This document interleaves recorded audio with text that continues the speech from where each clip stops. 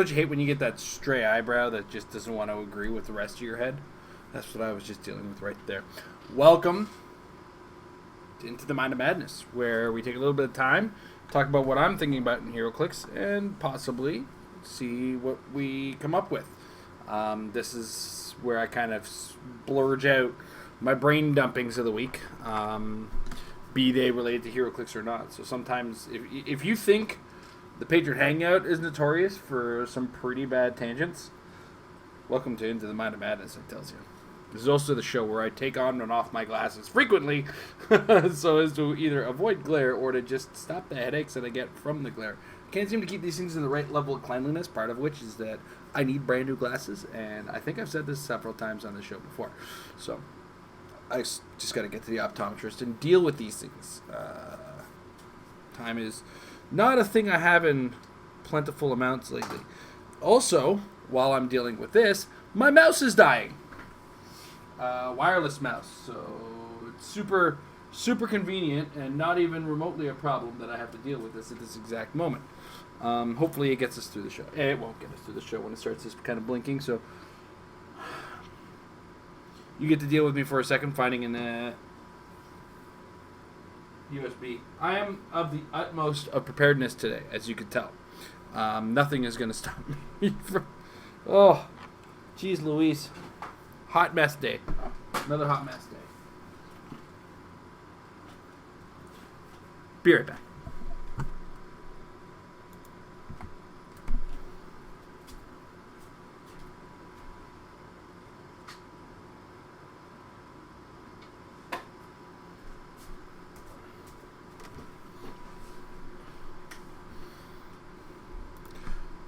Sorry about that. One of the things about this particular show is we spend a lot of time flipping through windows, such as HC ROMs and whatnot, and I kind of need the mouse, and I use a wireless mouse, which is super convenient for just wiring in general, but is inconvenient when it chooses the worst times to run out of battery, such as when we're about to start a show. So what's my week been like? Well, Canadian Nationals, as I've said several times, and you can read in the description, is getting into the days away sort of situation. And it's been almost 100% of my focus. And I've been flip-flopping a lot on teams and ideas and whatnot. And if you were there in the Meta Lab, Tom kind of opened up the discussion to something I think I really needed to hear. And me and Tom have been talking about ideas that, need to come from me. How do I put this? I don't think I can play the standard things that people have been playing in order to win. It could be a stubborn bone in my body. It could, and I know I've had this conversation before, so bear with me if you've heard this one. I don't know if it's just the fact that I'm stubborn, or if it's just the fact that something about me needs to be creative in this game. But I can't bring myself to play the latest and greatest hotness in the game. Sometimes it's just I don't like the way that certain teams function. For instance, I like a team that has a lot of options.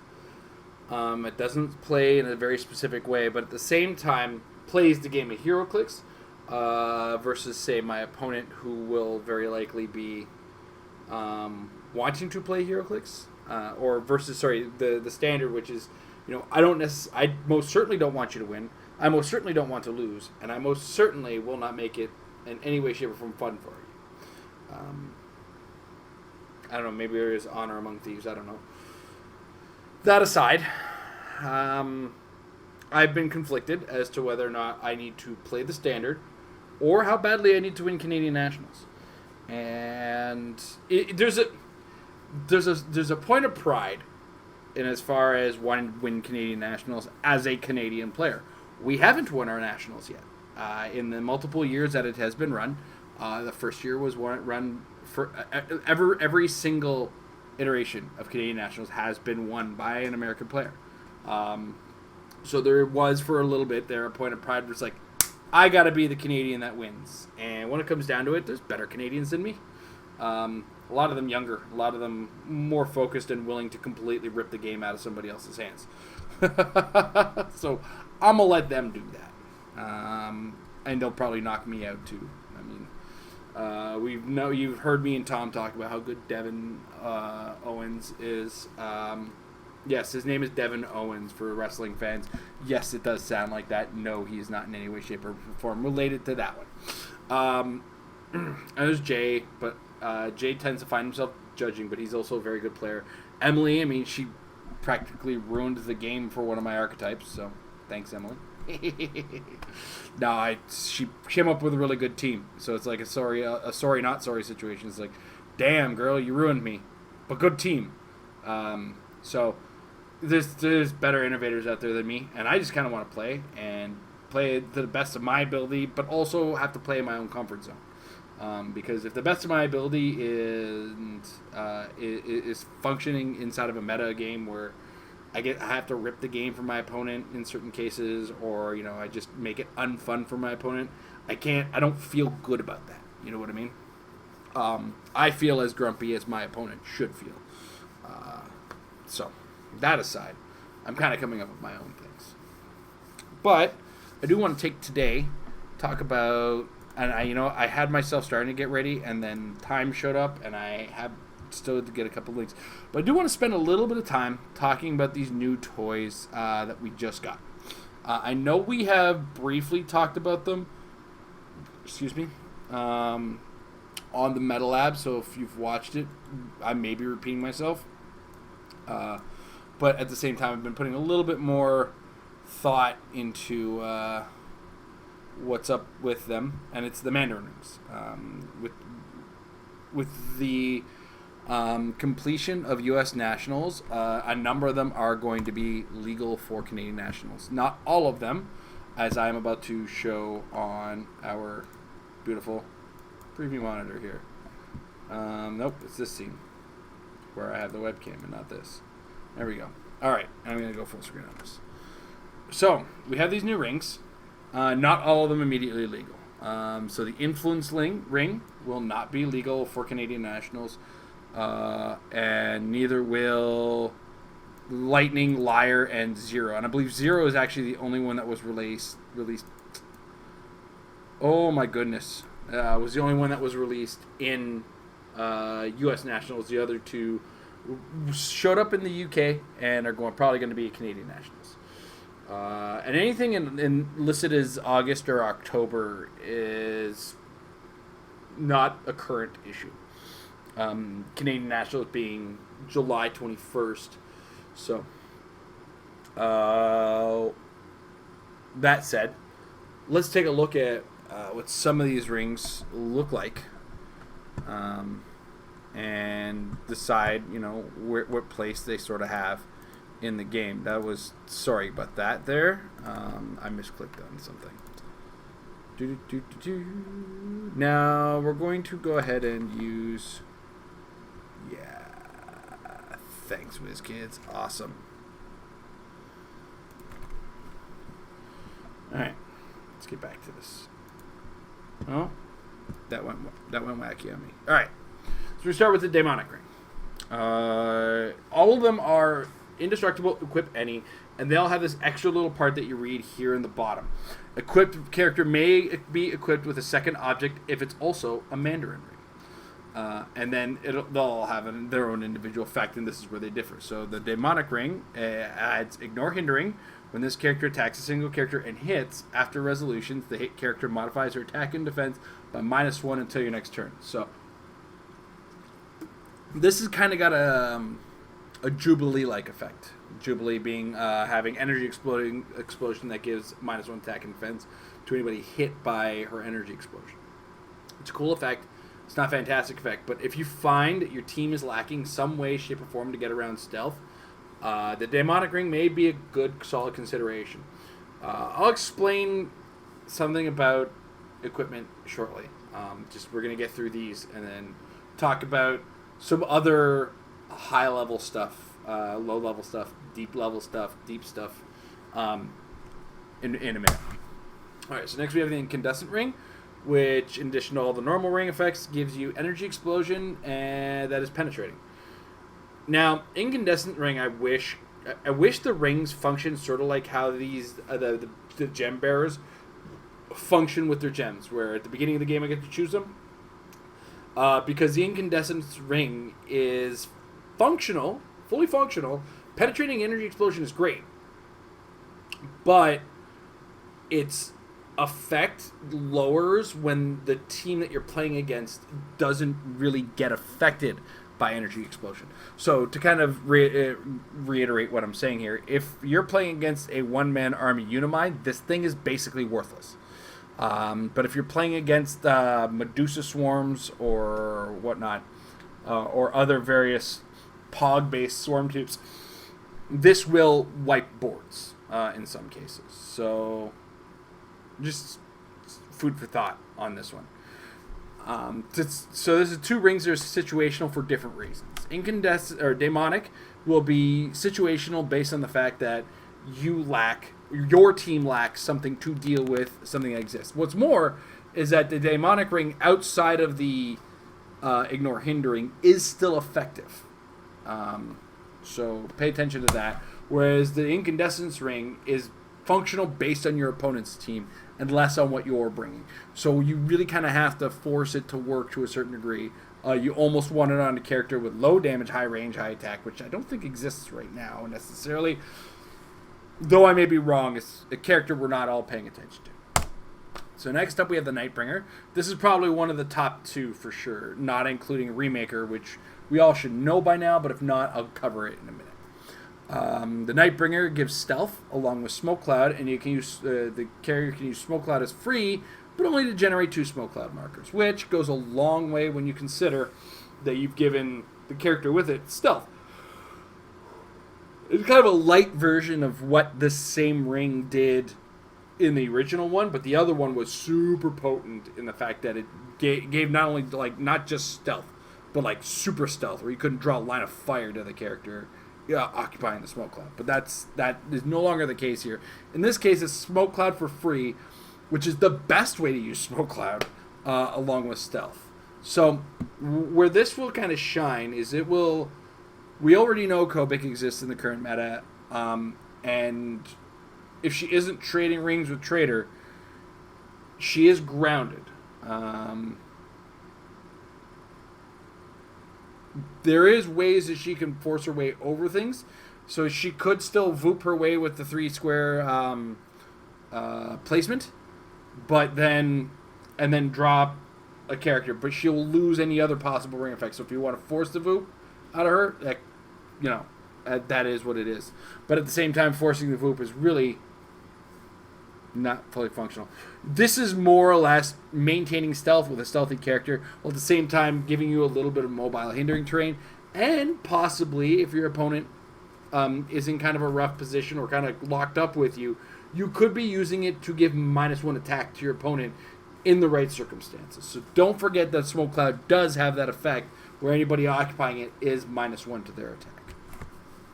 Next we have the Spectral Ring, which gives Precision Strike. When this character attacks a single character and hits, you may choose that the attack deals 1 damage instead of normal damage. If you do, after resolutions, roll d6. On a 4 to 6, remove an object equipped to a hit character from the game.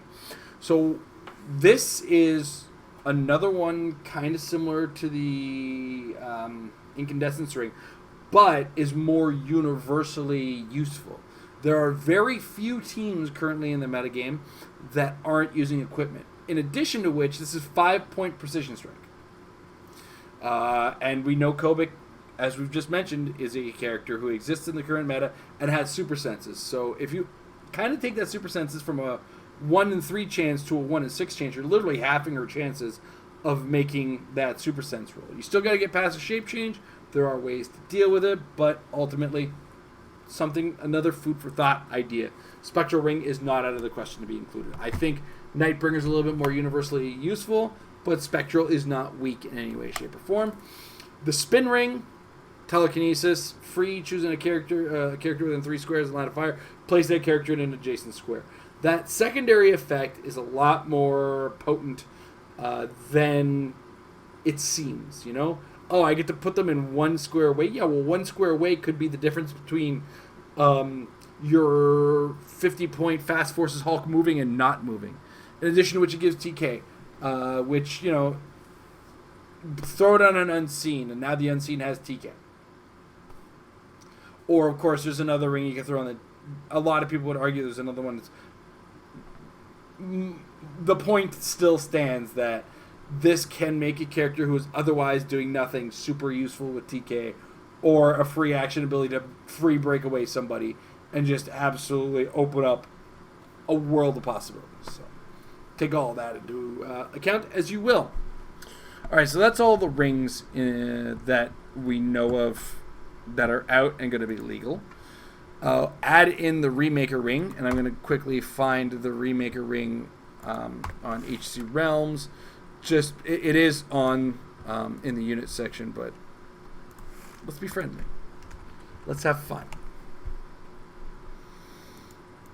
What the Remaker ring does, it's still indestructible, unequip any, or equip any, unequip KO, but it gives poison and shape change.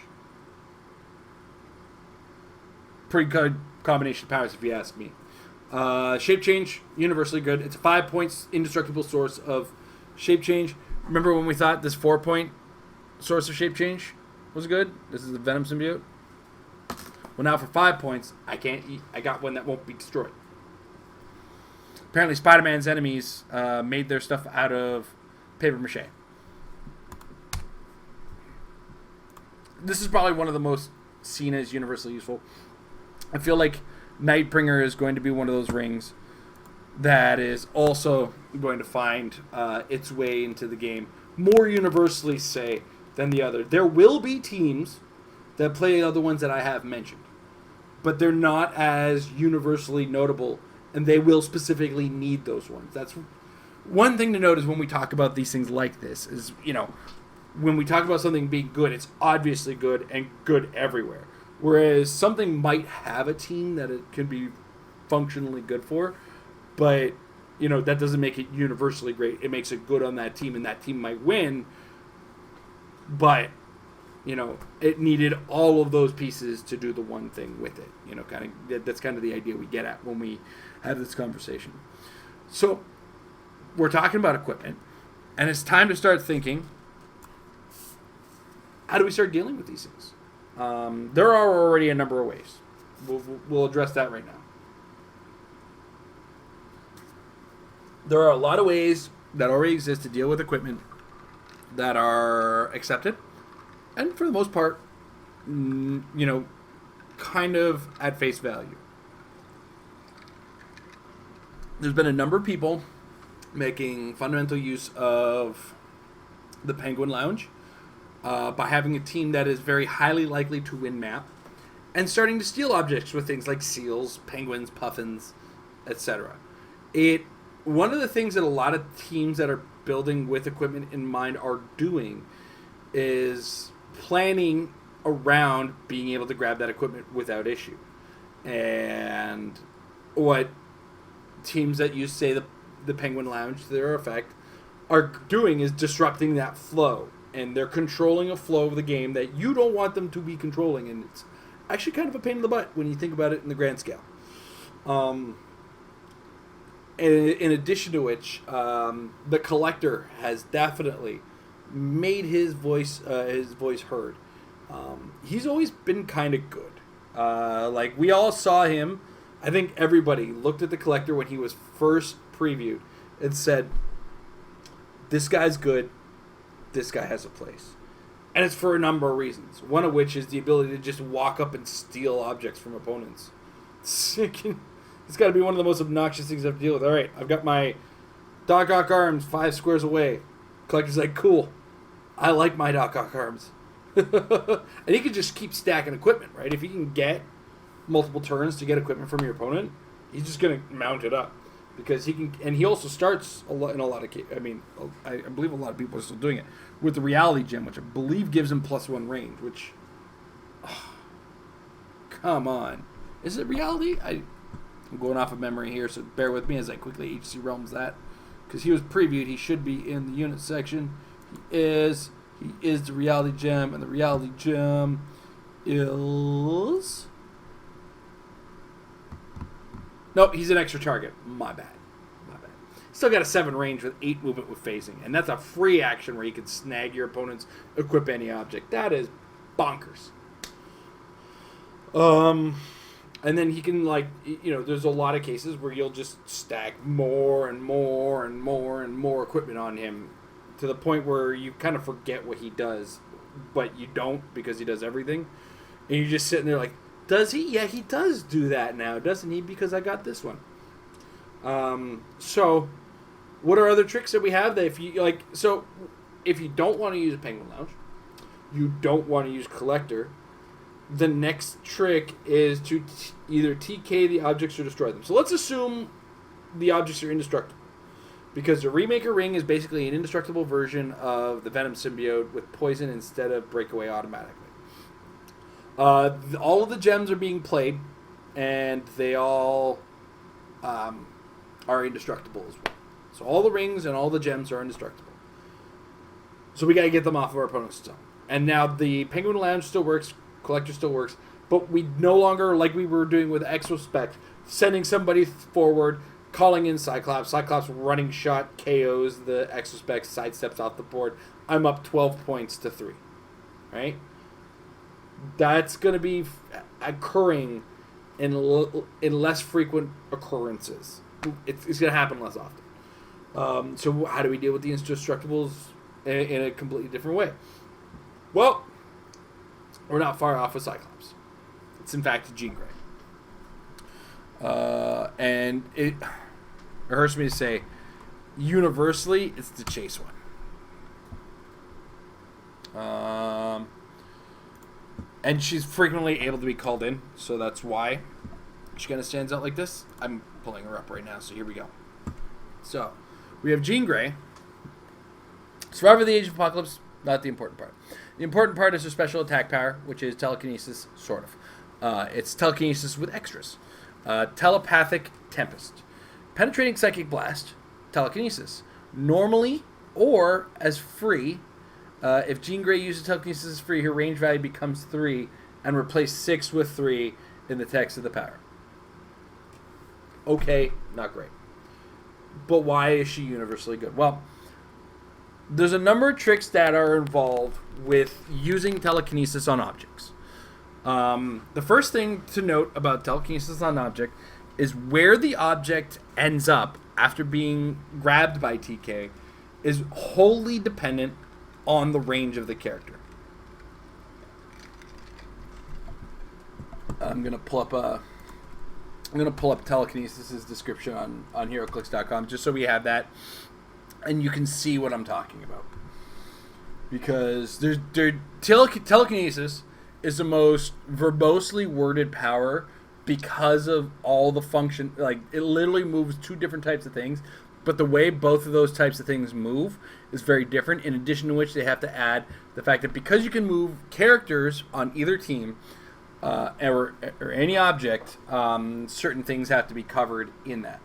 So we sort of have to balance all of this stuff out and explain it very carefully. All right, so let's pull up our powers and abilities card.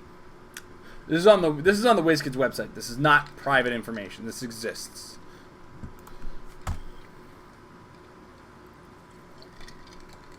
All right, it's telekinesis. Get it nice and zoomed in. Minimum range value of 6. Minimum range of 6. So even if you have 0 range with telekinesis, you functionally have 6 range with it. You can. It has ignores. You can shoot out of base or into base. With range combat is the extra effect. So it's a power action. You can pick up an object, light or heavy, within range and line of fire, then give a range object action at no cost, or place it in a square within range and line of fire. All of this, of course, being range and line of fire of the character. So this is going to be the only part I have to explain with regards to... I'll explain the other part, actually, just because it makes more sense. So what'll happen is we're going to go back to Jean Grey.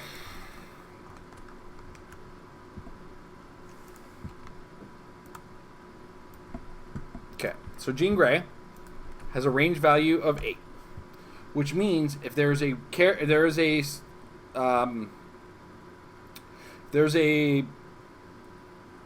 object, opponent's equipment within 8 squares of Jean Grey. Once you've called her in, she can take that object and chuck it 8 squares away from her. So if it is 8 squares away from her, she can actually fundamentally move it 16, 17 squares, because you count away from her for range, right? So how do I've done this on Excel, and I'm terrible for not being good on Roll20, but let's just pull up a quick go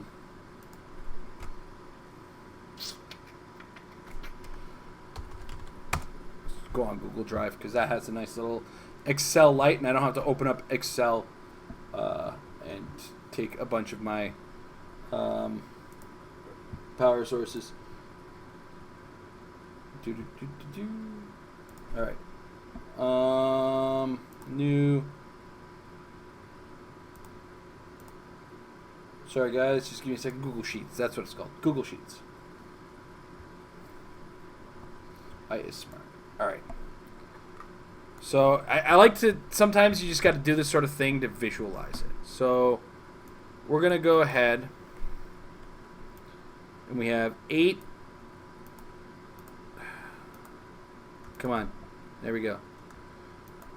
So we have 8 squares here, and we're going to blackboard them this way. Okay. And we'll have another 1, 2, 3, 4, 5, 6, 7, 8. Blam. Oh, there. All right. So this here is the square that Jean Grey occupies. Jean Gret. We're going to put our object here. So for scale, Jean Grey's here. We count 1, 2, 3, 4, 5, 6, 7, 8 objects within 8 squares. So now, as far as the world is concerned, this doesn't exist anymore. I am moving it. So we go back to Jean Grey. And I can move that object from Jean Grey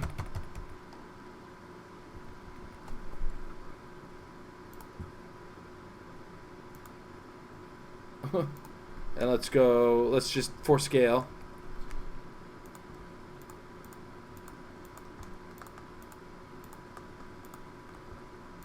Four, 5, 6, 7, 8. Alright. So I'm going to put an X on any of the squares that Jean Grey could put them away on. Right? So we started here in the first square here on our Excel sheet, right? Just for scales purpose and number of squares purpose, right? Then we go back to Jean Grey, and any of those X's is where it could end up, and that's just pointing out the farthest place from the object, right? So starting point, and the end point could also be, though less frequently, still an option, there. And anywhere in between that's within 8 squares. So we kind of get an understanding of how TK works with objects. We understand now why it is an imperative thing that we're talking about using Jean Grey to deny my opponent an important object on their team. One team that has a very high importance level on its object, as an example, is our vulture teams. Our vulture teams that exist. Hey, Michael, I'll be with you in a second. Sorry, I'm just kind of going over this trick with vulture. Okay, he kind of in and out there. I hope he's still there. Yeah. I'll be right with you, bud. Do I have to have my camera on? You don't have to if you don't want to, no. Okay. So I'm just going to finish up this quick. So a character like Jean Grey, who's available as a call-in, especially in the chase version, is really going to be super effective at getting an equipment object away from an opponent to a very far degree. And as well, she's got the tools with which to TK herself away, right? Tom kind of has described this to me about 1,000 times, and I get the scaling on it, and it's really cool in the way it works. It's just the trick from here is you got to look at this dial and say, if I hit her hard enough, she's dead. And that is a big challenge, to say the least. So a dead Jean Grey is no good to you. So you got to find a way to get her away. Well, wouldn't you know it? She's got a way to do it, and that is with her free TK with 3 squares. You can free TK her away from the character who called her in. The character who called her in had sidestep. Cool, he sidesteps away. Everybody's scot-free. There are other ways you can do this too. If you have ways of carrying your team, that guy still has sidestep.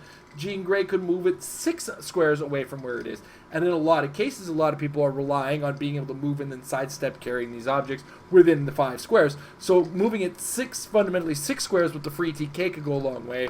And as long as you're intelligent with your movement, you're good to go. So, ultimately, with equipment, we have to come up with creative ways to deal with equipment, and we also have to be ready to always deal with it when we get into the competitive game. It's just we're ready for this, and this is a pocket trick that costs you literally costs you on your team 3 points. But as of course the cookie crumbles, Jean Grey is a very pricey figure to get your hands on, as she is a chase, and she's been used from the get-go on her ID cards. You do have to brace yourself for the cost that's going to come with her. Now, there are other Jean Greys you can use. So let's pull them up. So we have in the X-Men starter kit, there's a Jean Grey with 5 range of TK. So you're getting 6, not quite the same functionality, but it's there. Then we have a Jean Grey, Marvel Girl rather, also 5 range, but has TK and can use it as an attack. So if you get into a position where you could possibly bonk them on the head with it, do it. Because that'll also destroy it. Even if it's indestructible, it's got to be, if it's part of an attack, and telekinesis is an attack, if you're using it in that way, you could really put them behind even further. The 60.1 comes with the standard 6 range. It is, you see, you kind of look at like all of these Jean Greys and you start to understand why the chase really stands out. All of them are functionally able to do the same thing, but require a little bit more work.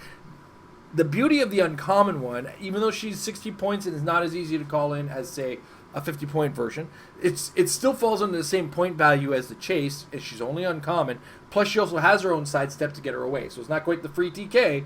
It's not everything in the package, but it is just enough if you are on a budget and you need a way to deal with this. But of course, when I say it's a 3-point version of Jean Grey, you have to have acquired a Blackbird, last year's con exclusive. The Blackbird is, I think, at a higher price right now because of the ID cards in it. Or you could use her Headmaster ID card for 5 points, and she offers up Passenger and anybody she pops in next to, which could help carry away the target that's, calling her in. So keep all of these things in mind when you're thinking about dealing with objects. I'm going to actually, we're now open up the lines for our patrons at the $5 and up mark, and Michael has come in and I'm sure has a question for the show today. Mike, you still there? Yes, I'm still here. All right, 1 second. I'm just going to pull up. I don't have the computer sounds on, so that means nobody can hear you. How are you, Mike? I'm good. I just came back from my local tournament here. Unfortunately, went 1 and 2. There was a little bit of bad placement, and it was the first time that I was playing the map with this new set here in Marvel's new set. But anyway, the good thing is that I pulled a Iron Man chase figure. Nice. Unfortunately, also I was going up against somebody who pulled the Cap chase, so I got knocked around the map quite a bit. My question for you today is that I was looking through these pictures. I guess somebody did take some pictures of Heroclix's or WizKids presentation over in Columbus there at Origins, and I got to see a little bit more of the WWE stuff, I think. And I noticed. Please forgive me if this hasn't been already addressed here on this channel as well. I'm interested to learn more about this WWE team ability, where I think I recall seeing it was something, some kind of mechanic called pin in there. Is that? Is it? There is a mechanic called pin. I don't remember distinctly what it does. They just put up a new article that showed off the new Macho Man. That's on WizKids.com. Just check out the press room link on that. But the pin mechanic is not what we think it is necessarily.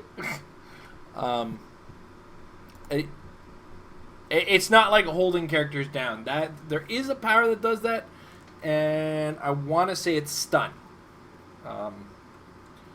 There's actually to explain it in as clear terms as I possibly can without a lot of the knowledge. There will be a number of powers that are introduced specifically with the WWE figures.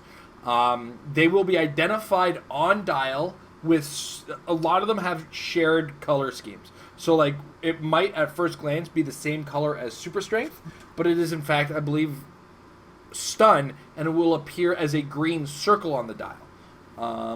There's a black circle that appears on the dial and so on and so forth.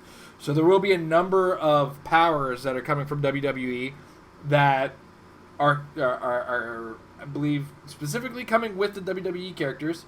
And they also added some stipulations, such as you can only, if you have a pick a power character, you can only pick WWE, like the wrestling-based powers, if you have a WWE character on your team. And vice versa, like a WWE character, if somehow they got pick a power, could only use super strength if you had a dude from the standard power set. It doesn't have to have super strength, but they do have to be a character from your that uses the standard pack.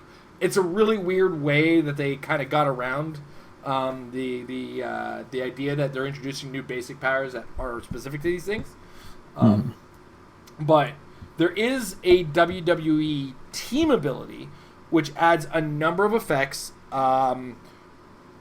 that really kind of stand out and make them super playable as well. For instance, there's the Grand Entrance sub-ability, which the WWE grants. And what Grand Entrance is if the character has free move if they're in their starting area.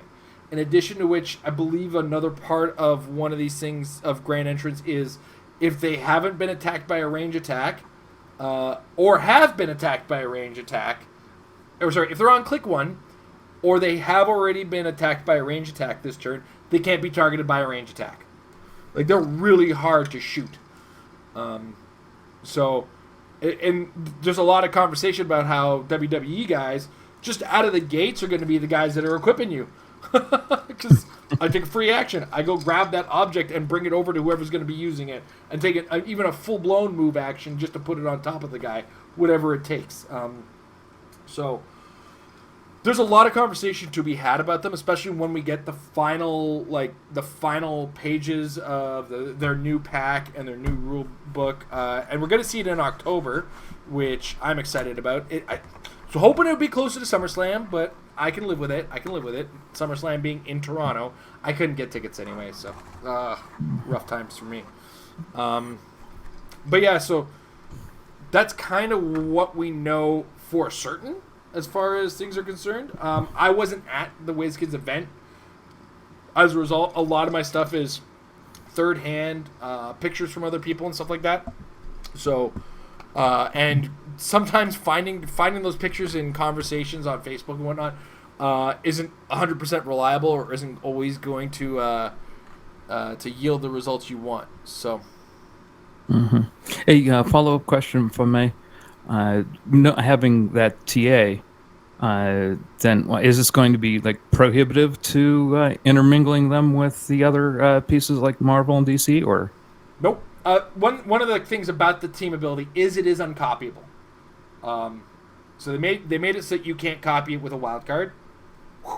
Though of course there's characters that already get around that, like Kobik, where you can start flip flopping and it's like, giving other characters in WWE, because Kobik doesn't specify that she just has to trade in a team ability with an enemy character. So like turn 1, a guy is moving out of the starting area because I gave him the WWE team ability after having taken my free action with another guy with the WWE team ability.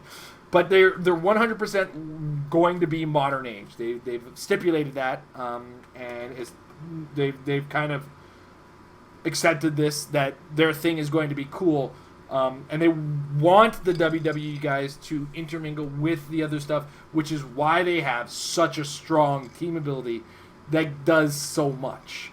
Because a pro wrestler, it seems like the pro wrestlers are just going to walk towards their opponent and eventually get into close combat. But they don't want to get shot on the way there. So. Okay. Alrighty. I'll see you in a couple Sundays. Thanks for taking my questions. Yep. Next Sunday even. Oh, yeah. Yeah. Next Sunday. Thank you very much, Mike. All right.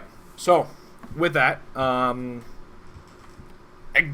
stuff's super exciting to me. And as a longtime wrestling fan, I accept it into my world because, let's be honest, go watch wrestling again. It is a comic book. Like, I can show you a fight with 2 Spider-Mans basically fighting each other. Check the Best of the Super Juniors. Ricochet versus Will Ospreay in New Japan. Oh, boy. Like, they could see the Matrix, those kids. All right. So we're kind of off topic, but let's kind of zoom back into where we were, which was equipment being a thing we had to deal with and these little tricks that we have to carry. So we've talked about the Penguin Lounge. We've talked about the Collector. We've talked about the most universally expected one in Jean Grey. And when it comes down to it, I think most cost-effective one would be, at this juncture, probably the Penguin Lounge. If you can get your hands on the Batman Animated Series starter set, it's not prohibitive. It shouldn't be prohibitively expensive unless you know what? The thing is, I'm going to be 100% honest. I buy every starter in Fast Forces most of the time. So if I haven't bought one, this all goes back to Chaos War. I bought Chaos War as soon as I could. And, much like everybody else, I was looking and going, oh, that Scarlet Witch is really good. I should get another one. And they all disappeared. They were all gone. Nowhere to be found. And then when you could find them, they were pricey. Super, super expensive. I'm just taking a quick peek in at Troll and Toad to see if the Fast Forces... let's check the sealed product, shall we? So the starter set's still going for about $30. That's American. I don't know. Is that the usual price on a starter set? It seems normal. We usually get about $35-$40 in Canada for them. So, and they have them in stock on Troll and Toad. So $30 gets you the characters in that plus 2 maps, not just 2 maps, 4 maps, 2 different double-sided papers. So that is something to consider if you're looking to deal with this sort of situation. There's the Collector, who we're still on Troll and Toad, because one of those things I feel like I can tend to do a bad job of on the show because I take my own collection for granted because we're what you would call set investors, big buyers. I don't know what you would call us. When a set comes out, we buy a case, and WizKids has lovingly provided us with a brick on a regular basis. So, we are blessed in that manner, and we do. We take the hobby to a certain degree that we get the stuff. So anyway, what I'm saying is, when I spend a little bit extra on a super rare, it's because it's one of the few pieces I'm missing, and I don't let it bother me so much. I'm delaying as I'm trying to find the price of the Collector on Troll and Toad right now. He's about $14 on Troll and Toad. So it's actually probably... Oh, sorry, but he's also out of stock on Troll and Toad. I'm glad I bought mine when I did. Let's see if Cool Stuff Inc. has it. Cool Stuff Inc. tends to be my backup for Troll and Toad if Troll and Toad doesn't have it. eBay is usually a last resort because that's what people are paying because Troll and Toad and Cool Stuff Inc. are out of them and they can tend to be desperate. And prices fluctuate wackily. You always have to check the sold listings to get a pricing. Of course, never underestimate the power of the internet when it comes to buying these things, and specifically Facebook. There's a lot of Facebook trading groups, but I don't fully endorse that without making sure you do your due diligence to make sure you're safe. There is ways to look up somebody's reputation on these things and whatnot. Make sure you do your best. So collector's about $13 on Troll and Toad. You've heard me say it. I have said it. $13 on Troll and Toad. The collector is actually the cheapest version of dealing with your opponent's equipment, but you do have to commit to a cosmic theme on that one, in my opinion. I think it's an important element to commit to a cosmic theme team for collectors, so you get that advantage of getting up there, getting in it, grabbing the object, and watching your opponent go, oh, as their object is now out of their hair. And of course, the Jean Grey ID card combo. I mean, I think Jean Grey on her own would facilitate weeping. I apologize. I just smacked my microphone with my hand.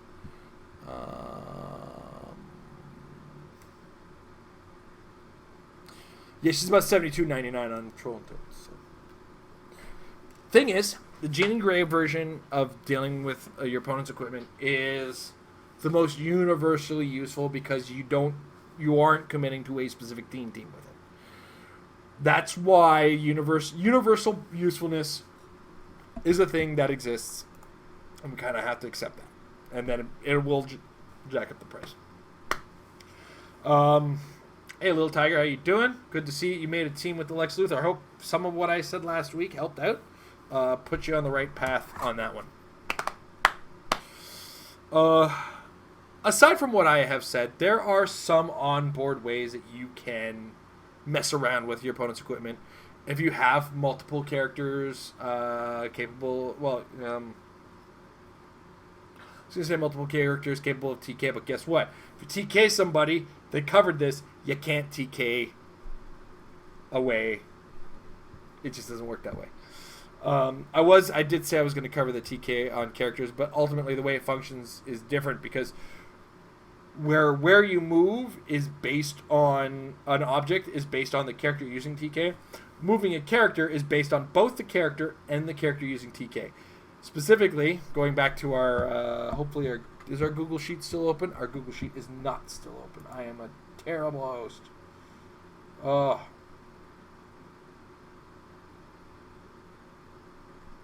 no, it's still here. All right. So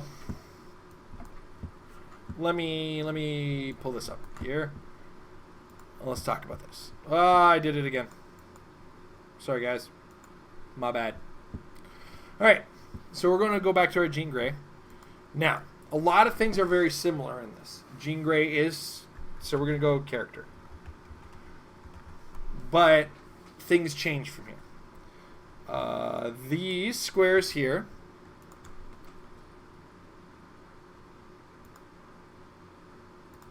no longer work because it is based on the distance from Jean Grey. So in fact, all of these are different. So what we get instead, I don't know why I love this. This is fun. Is actually, so the distance from Jean Grey is a factor, right? And I actually have to move this down just a little bit to give you the full scale of what's about to happen here. No.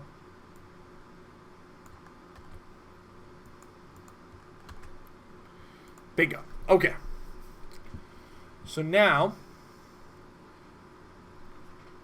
we move the character up to 6 squares from where they are within the range of Jean Grey. Okay, so as far as forward goes,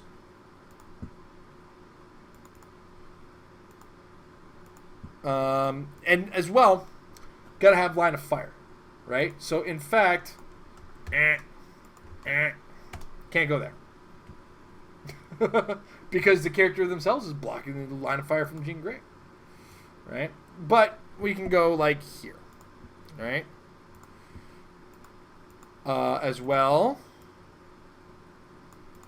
1, 2, 3, 4, 5, 6. 1, 2, 3, 4, 5, 6. So we could end up here, or anywhere, sort of in this situation, and I believe here as well, because we could go 1, 2, 3, 4, 5, 6, and that's still 1, 2, 3, 4, 5, 6, 7, 8. Nope, never mind. Bad host, Jason. Bad host. Don't give bad information. Anyway, so you kind of get the idea. Is you got to count from the character being TK'd,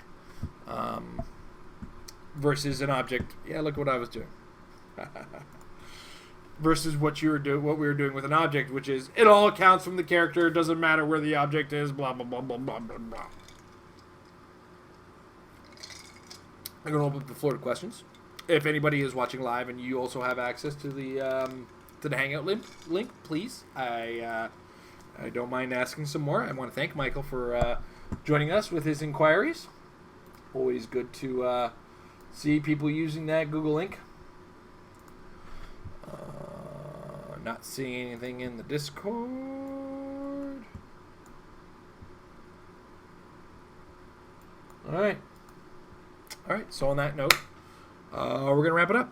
So I want to take a second to thank our sponsors over MajesticCCG.com/Apex-Insiders. Woof. Apex-Insiders. That's MajesticCCG.com/Apex-Insiders. $3 a month. Get your brain down from great players. In fact, you don't even have to pay. You can go to MajesticCCG.com and check out a wonderful article, a fantastic article by George Masu, which is about adapting to a new metagame caused by game design, and how he feels that the current metagame stands from where he's sitting. So take a look at that and see what you think. See what he has to say. George Master is a great player and is very decorated, and any player who plays against him knows how good he is. I've had the pleasure of playing just like a quick one-off fun game with him, and it was a delight to see such a great player in action. So take a chance, watch that. In the meantime, when it comes to making these big ideas, get your practice, because practice will make your team better, and keep practicing until you're into the madness, because you've stepped into the mind of madness. Have a good night, everybody.